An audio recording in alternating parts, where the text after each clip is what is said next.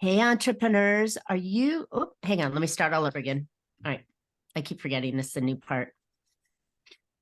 All right, entrepreneurs, this is Marcia Reiner, business growth strategist and host of Profit with a Plan. Boy, do I have a treat for you today. My guest today is Kyle Stout, and we're going to be talking about that problem we all face. Email marketing, how to really get that white cursor and blank piece of paper to go away and deliver information to your ideal customers that make them want to reach out to you and read your emails. All right, on today's Profit with a Plan podcast. Hey, entrepreneurs, are you trying to make bigger profits in your small business? If you're like most of us business owners, increasing your profitability is always on your mind, and you're probably looking for ways to grow your revenue while growing your company. Well, you found a podcast that shares ideas to help you do just that. I'm Marcia Reiner, known as the Profit Booster and a business growth strategist. I've helped tons of small business owners to establish and implement a tangible plan that guarantees increased profitability, guide your growth, and plans for a future exit. Because building a highly profitable and sale-ready business creates a win-win scenario. That's more money now and a windfall when it's time to let go. And I want to share strategies that I've learned with you on today's Profit with a Plan podcast. But before we get started, I have a really powerful training called the 30-Day Profit Booster. This is where I'll show you how you can get a 45% boost in net profit in just 30 days. Simply by following a 3-step method that doesn't require that you're chasing more customers. This quick and easy profit boosting strategy can be done without spending more money on marketing, hiring additional staff, or working longer hours. Go check it out at www.30dayprofitbooster.com for more information. All right, listeners, as I mentioned, here's my guest today. Kyle Stout is the founder of Elevate and Scale, a leading email marketing agency that helps direct to consumer, if I can get my mouth to work, brands unlock hidden revenue and put their sales on autopilot while increasing ad spend. Kyle is an expert on using email marketing to maximize revenue, leverage AI, which is the greatest thing ever right now, to scale content and production, as well as all things retention marketing.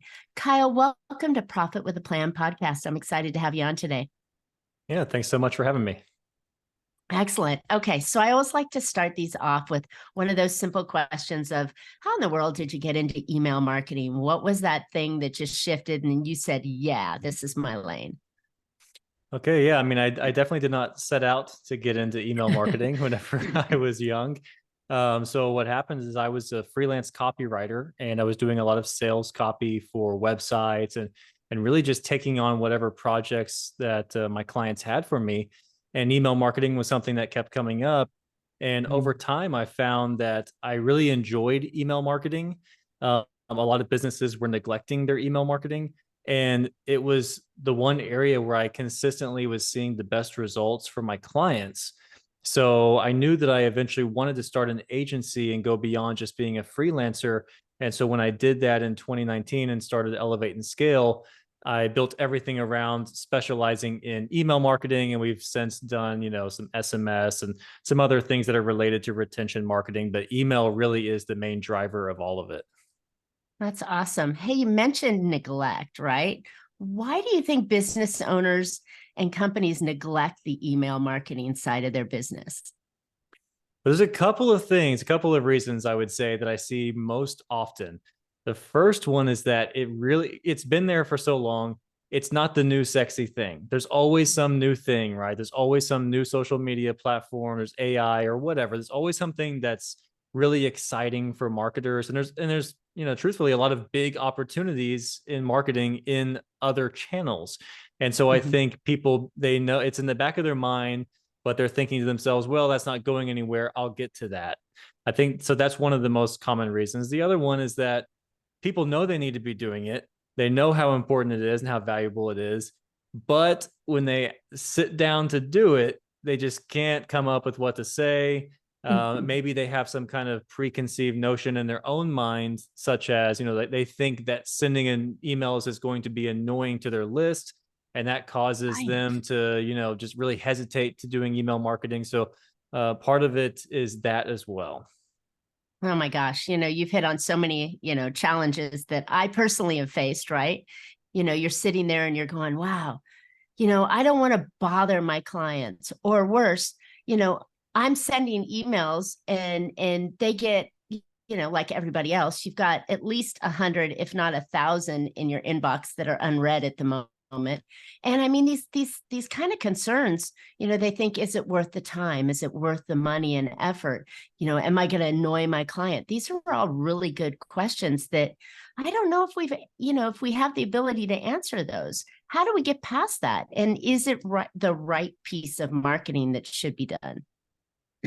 It's definitely the right piece of marketing that should be done. It is, I can tell you time and time again from working with businesses that didn't have email marketing that they regret all the time they didn't do it. But to illustrate, because the truth is there's always going to be some people who are annoyed by emails. Some people just don't like emails. They prefer that you market to them somewhere else or whatever. Mm-hmm. But to kind of illustrate this, I'll tell you that when I meet people in real life and they ask what I do, and I tell them that my company specializes in email marketing, almost always the first thing they say is, "Oh, I hate getting those emails." But then they immediately follow up with, "But I always buy so much stuff from them." And that's really the thing, is that it's kind of like a pop-up. A lot of people don't like it, but it does work. And when it comes to email marketing, there's a way to do it right and there's a way to do it wrong. And we know the person who signs up, they know you're going to be trying to sell to them. So my attitude is, why not just make it the best experience possible for them? We know that some people are just not going to like it regardless, but honestly, most of the people on the list, if you treat them right, if you send them content that they like, then they will stick around and they will engage and they will buy. And those are the people we want to cater to. Like that, like that. Now, we know that there's all sorts of rules that are involved with email marketing these days, but I think the hardest thing that we deal with as marketers and people wanting to send emails is, just because you hit send doesn't mean the person on the other end is actually going to be able to see it or even receive it. So is there anything that we need to work on to make sure that at least lands in their inbox, and then it becomes up to them to open it? But is there any kind of trick we can do with that? So that's a really important point, and it's something that gets overlooked because it's not really the most exciting thing necessarily for the business owner to deal with. But so this is really about email deliverability, and it's super important. And there's two sides to this. So you have what I would call more of the technical side. So just making sure that your domain is configured correctly. And there's a bunch of free tools online where you can plug in your domain and you can see if the domain is configured correctly. So if you just Google like free analysis for email deliverability or something like that, you can find a tool like that. Those are easy fixes where you just change something in your DNS. Now on the other side, there's the email content side. And this is really where more people are going to see problems. And it's something that where you could be causing an issue and not know it. It's not like you just run a test. And although there are tools for that, but this tends to be something that the problem, you don't notice it until the problem is a huge problem. And what it really comes down to is having high quality content that people engage with, meaning they open and click the emails. Because over time, if you're getting really poor engagement and you continue to send to people who aren't engaging with your emails, then all of the inboxes like Gmail, they've become very sensitive, way more sensitive now than they ever were in the past about, really trying to protect the user experience for their customers. And if they see that people aren't engaging with your emails, they're more likely to send them to spam, even when, people who would readily buy from you could be having your emails land in their junk box instead of their inbox. So part of that, we can talk about this at some point, is to address that as segmentation. So that's something you can do. And I can talk about how you can use that in a way to protect email deliverability. And of course, there's a lot more to it as far as just delivering great emails. But again, just monitoring your opens and click rates, and being thoughtful about how often are you sending emails, who are you sending emails to, and of course we're gonna, I'm sure, talk about what actually goes in the email, which is really important. And there's a couple Right. of little things like make sure you have an unsubscribe link at the bottom of the email. Make sure you have the physical address for your business in the bottom of the email. Those are just little things that the inboxes look for.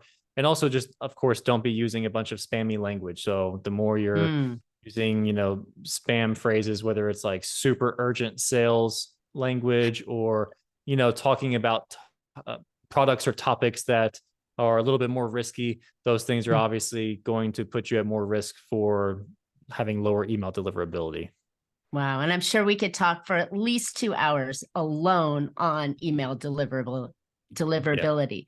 But you hit on something that I think is really important, and you've said it several times, and I would love to open the conversation on that. But you kept mentioning adding really good content, right? So describe what you mean by really good content when you're sending an email to your audience of prospective buyers.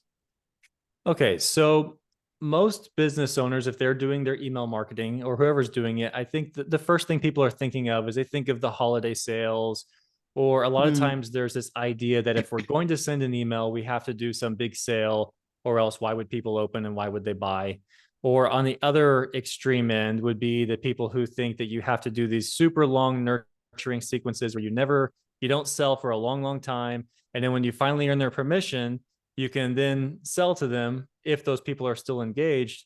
And what I find to work best is sort of doing a combination of both and not relying on a discount or a holiday, although definitely take advantage of those when they're available, but not relying on those to generate sales and relying on talking about topics that your customers care about. So Mm. this first means you probably have to take a step back if you haven't done this in a while and do some research on defining who your ideal customer is and what they care about. So really looking into, okay, what are the big pain points they care about? What are the main benefits they care about?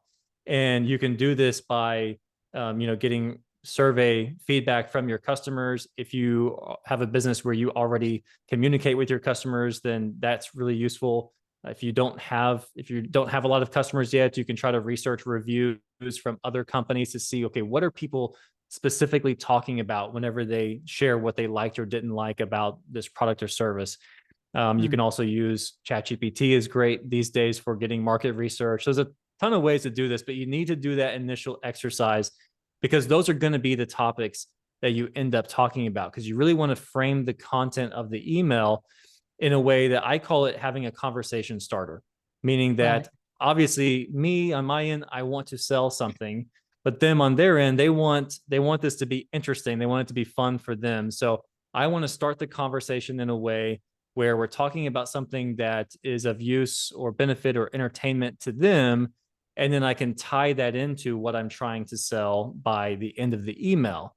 So for example, if you sell supplements, then you probably have customers and that are interested in a variety of topics around weight loss or building muscle or recovery and so on. So I would choose one specific topic and I would give, let's say like 5 tips to recover faster from exercise. And that would be the how I frame up the email and start the conversation. And then at the end, I would suggest supplements or a specific product that would help them with recovery. So that way, all the people on your list who got that email who aren't in the market to buy today, they at least learned something. They got something interesting from it that will keep them coming back to read your emails. But then for the people who are in the market to buy today, it becomes a no-brainer because you've educated them and you've connected the product to a pain point they care about. But the other thing is they're now going to get better results because they're going to combine those tips you gave them with the product so they get better results from your product and they'll be a happier customer.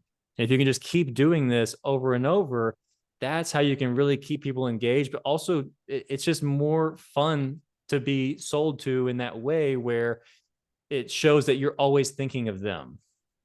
Oh, I like that.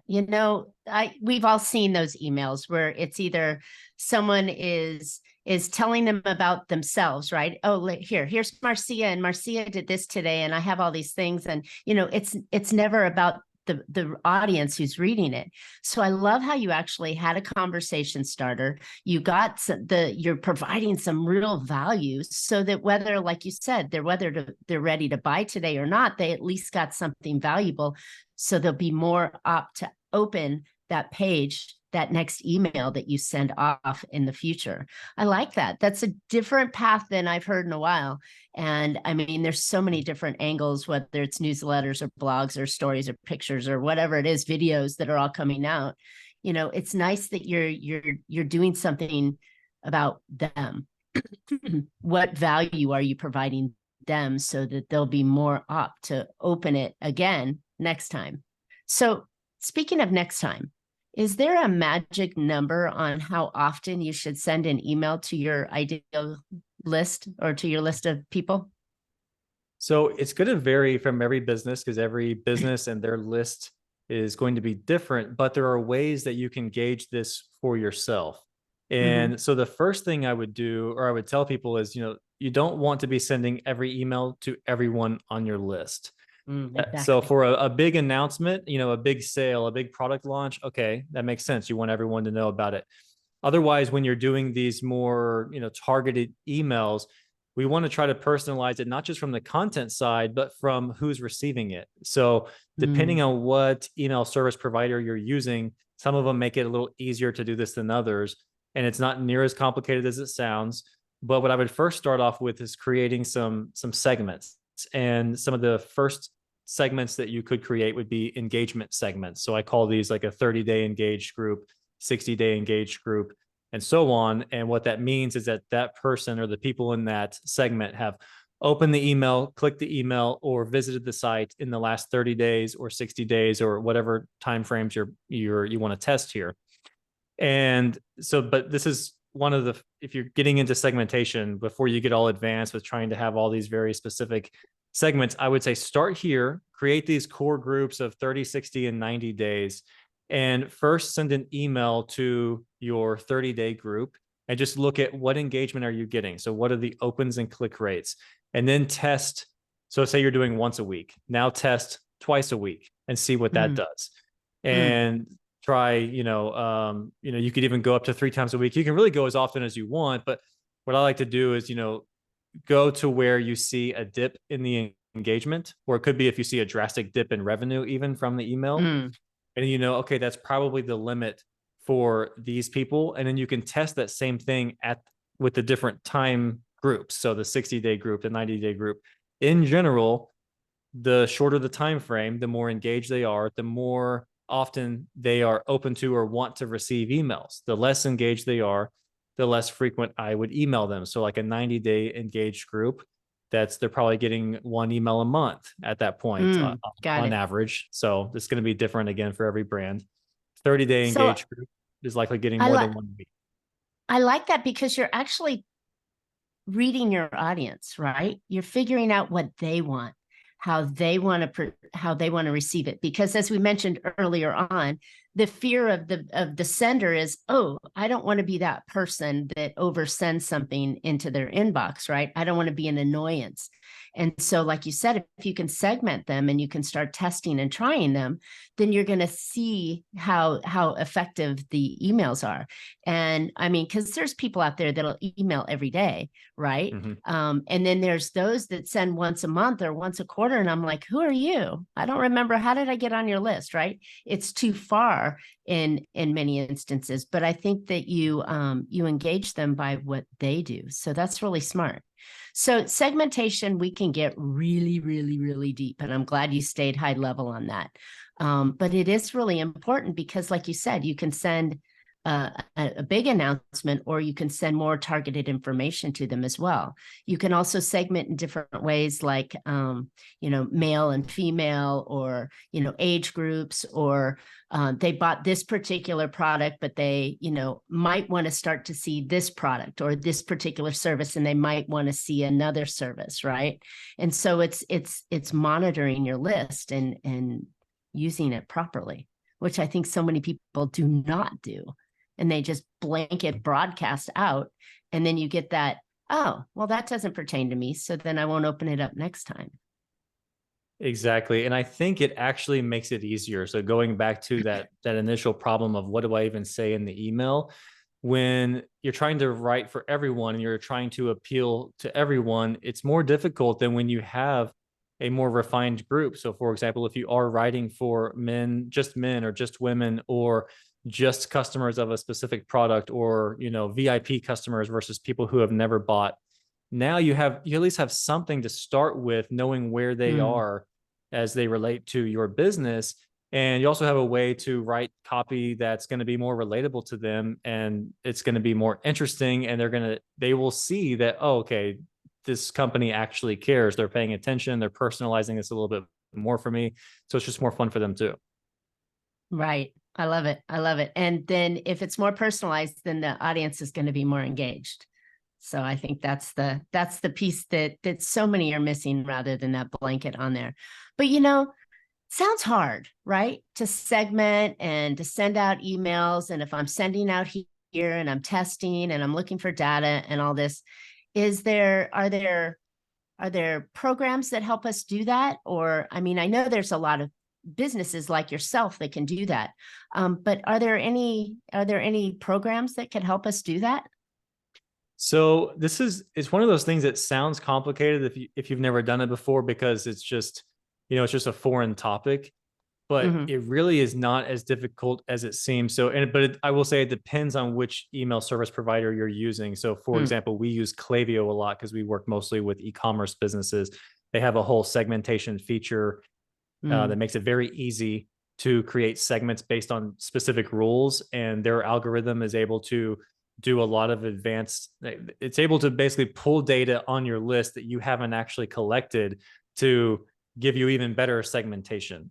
Now, almost Mm. every email service provider will at least allow you to tag people. So tagging them Right. whenever they buy a product, tagging them whenever they click certain links, things like that. So, and also just tagging them based on engagement. So at the most basic level, you can do that. And most of these email service providers have really good resources these days, where they're either going to have a video or a blog that will walk you through how to do it. And again, you are probably 1 5-minute video away from being able to do this, and you learn it once and you'll be able to do it over and over.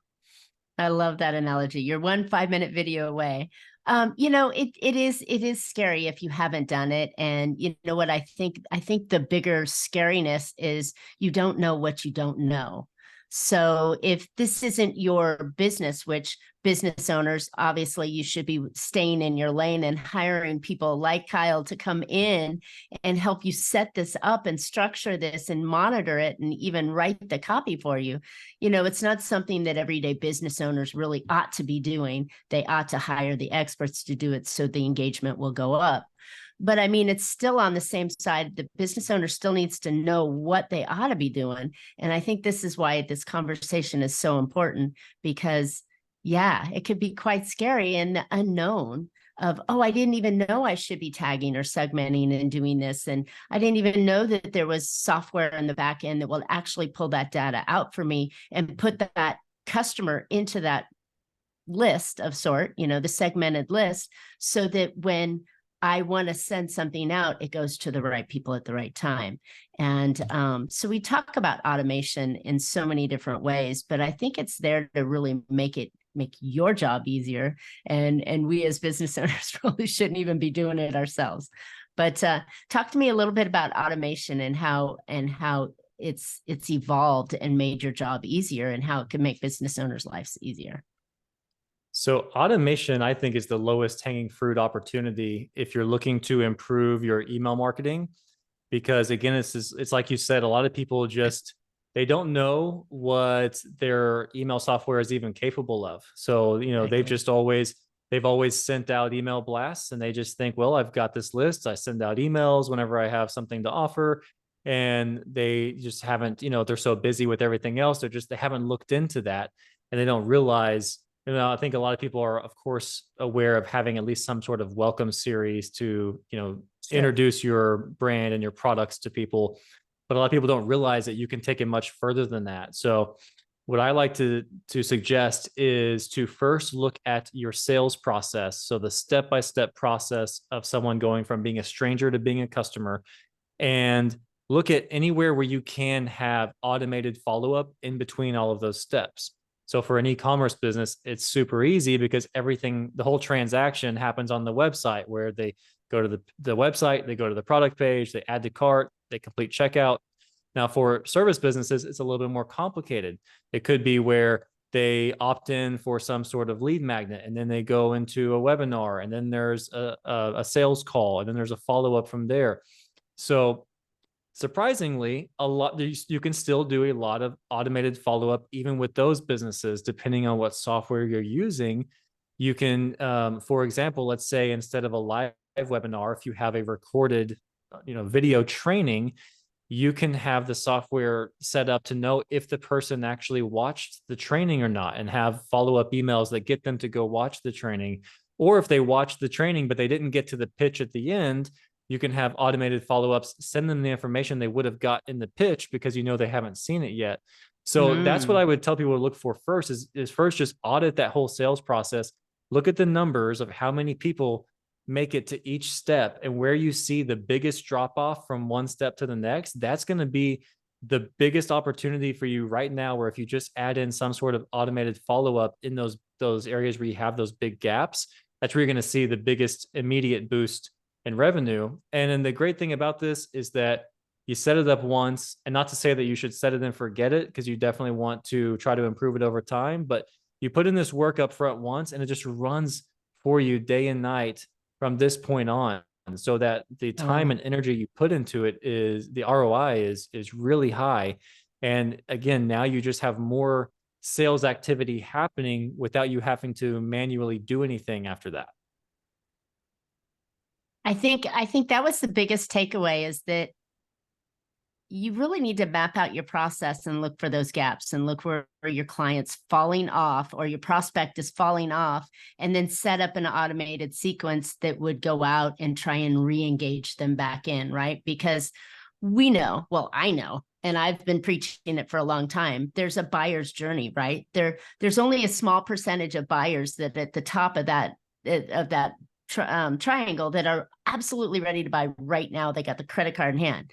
There's like 97% of them that aren't quite ready yet. And that's a nurturing opportunity to be able to re-engage those people, provide more information. They could be in a position of comparing you with somebody else. They could be just shopping information. They could be shopping a solution. They don't even know what's out there yet. And earlier, and I think you can find that out in where they fall off. And then you can start to craft that message to them to nurture the buyer along their own buying journey. So when they're ready to buy, you're top of mind. And for me, the email sequence and the email marketing is almost the only way you could effectively do that, right? I mean, I can't imagine any other way that you can know exactly where they are and spend time nurturing them in any other process. Yeah. And I mean, really, in the other things, they mimic email marketing. So you can do SMS, but that's really, you're essentially doing the same thing, right? But otherwise, beyond that, you're starting to get to where it's manual follow-up, or, you're calling them or DMing them on social media, whatever it is. But what you said is really important, because what I find is that the business owner a lot of times gets the idea that, well, if people aren't moving forward in the sales process, they're not interested in what I have to buy. That's just not true. For one thing, people are so busy, they're so distracted, that there are many cases where those people would be willing to buy. They simply just got distracted, and you have fallen off the radar because you stopped following up. And a lot of times, if they're shopping multiple businesses, they've forgotten who all they've signed up for, but the one who keeps following up with them ends up winning the business simply because they were the only one who kept following up. So that's something to keep in mind, is, again, going back to this fear of annoying people. I mean, that's why you want to make it very easy for people to opt out, and you want to be thoughtful with your content. So if you're doing all these things, it allows you to have more follow-up and to feel good about your follow-up, the way you're doing it, because you know that you're doing it to the best of your ability. You're trying to make it the best experience possible for them. And then for your own, needs and wants, you are maximizing your chances of getting sales.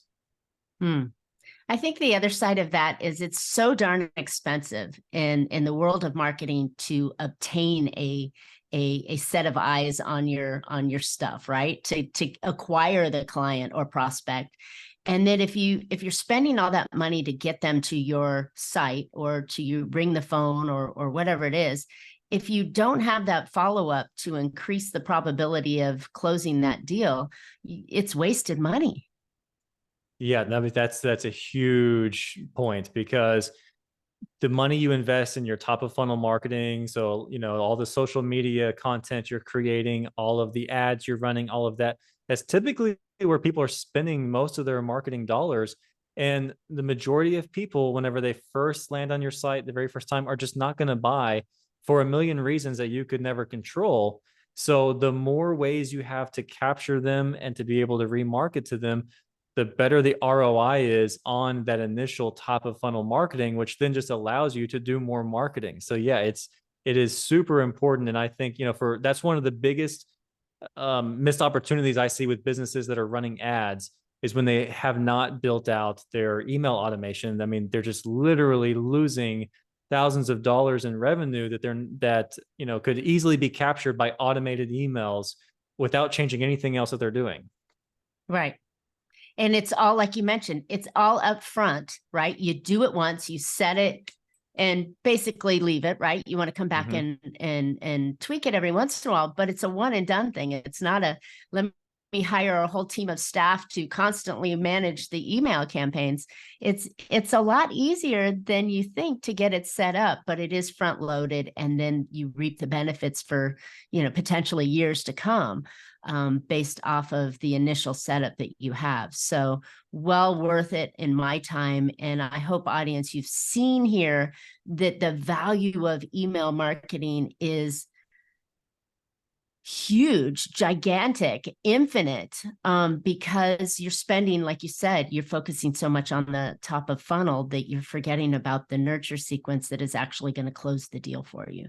So yeah, wow. Kyle, this has been fantastic. We've covered segmentation, the content that you want to put in. Thank goodness you're making the automation aware for us here. You talked about, deliverability. This has been a value packed podcast. So where can listeners find out more about you? Okay. Yeah, I mean, you can find out more on my YouTube channel, Elevate and Scale, if you just want to learn more about email marketing. But if you are doing email marketing and you want to take the strategies we talked about today, as far as, writing better content for your emails, but you also want to make sure that you aren't missing any of the other important steps of things that need to be done before you send the email, I have a checklist that you can download at winbeforeyousend.com. And that will help good. you send campaigns that generate more sales and engagement, save time with a step-by-step process that anyone can follow when creating campaigns, and it will help you grow your most cost-effective sales channel. Love it. And love the name. Win before you send. Thank you. Yeah. Well done. Good marketing play on that one. So it's great. But yeah, definitely going to check that out myself. And audience listeners, I know that this is such a valuable piece that is, because you're chasing the latest, greatest, sexiest thing, maybe AI is on your mind, or people are on your mind, or, the sales channel, but you're missing a huge opportunity by not nurturing your client and moving with them through their own buying cycle to get them into your and closer to buying from you if you don't use emails and you don't use it right. So I would encourage you to go check Kyle out and get a special report and YouTube channels, right? You're just 1 5-minute video away from learning something you didn't know. So exactly. I love that one. All right. So listeners, I hope you found an idea or two that you can put into your business that will help you become more profitable. And as I just got off my soapbox, email marketing is definitely an important piece that you need to have in your business. As I mentioned, how would you like to boost your net profitability in just 30 days? Don't think it's possible? It absolutely is. Go check out my training called the 30-Day Profit Booster. So this quick and easy profit boosting strategy can be done without spending more money on marketing, hiring additional staff, or working longer hours. Go get more information at www.30dayprofitbooster.com. Kyle and I would love to hear your email success stories, your fears, your wins.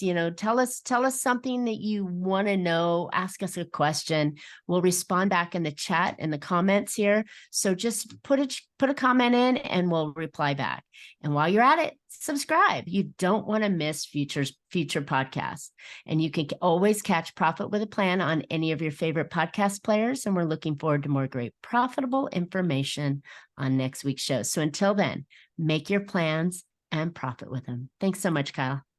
Thank you.